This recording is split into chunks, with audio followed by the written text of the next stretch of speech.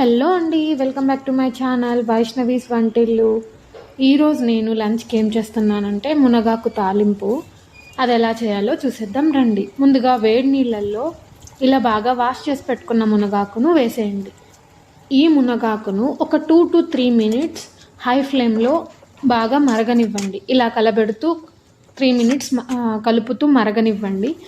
ఇలా బాగా నీళ్లు తెరులుతున్నప్పుడు స్టవ్ ఆపేసి ఒక 1 minute అలానే ఉంచేసి ఆ వాటర్ని మునగాకుతో సహా ఒక స్ట్రైనర్లో వేసేయండి. వాటర్ ఒడిగిపోయి ఆకు పైన అలానే ఉంటుంది. సో ఇలా ఆకు కాస్త తేమంతా పోయి ఒడిగిపోయి పొడి పొడిగా అయ్యే వరకు అలానే ఉంచండి. ఆలోపు మనం ఇక్కడ దానిలోకి పొడి కోసం పల్లీలు, ఎండుమిరపకాయలను బాగా వేపుకొని ఒక మిక్సర్ జార్లోకి తీసుకున్నాక అందులోకి 10 నుంచి 12 దాకా వెల్లుల్లిపాయలు, కాస్త ఉప్పు వేసి మిక్సీ పట్టుకొని ఇలా లైట్గా కచ్చపచ్చగా ఉండేలా చూసుకోండి.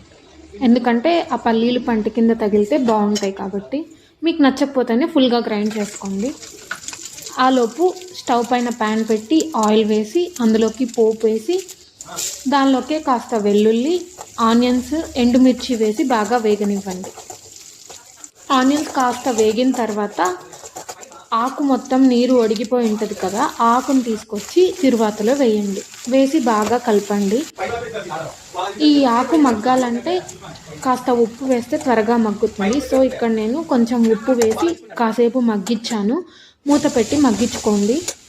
ఇలా ఆకు వేగిన తర్వాత ముందుగా ఉడకపెట్టుకున్న శనగబ్యాళ్ళను వేయండి. శనగబ్యాళ్ళు కానీ కందిబ్యాళ్ళు కానీ ఆకుకూరల్లో వేస్తే టేస్ట్ బాగుంటుంది.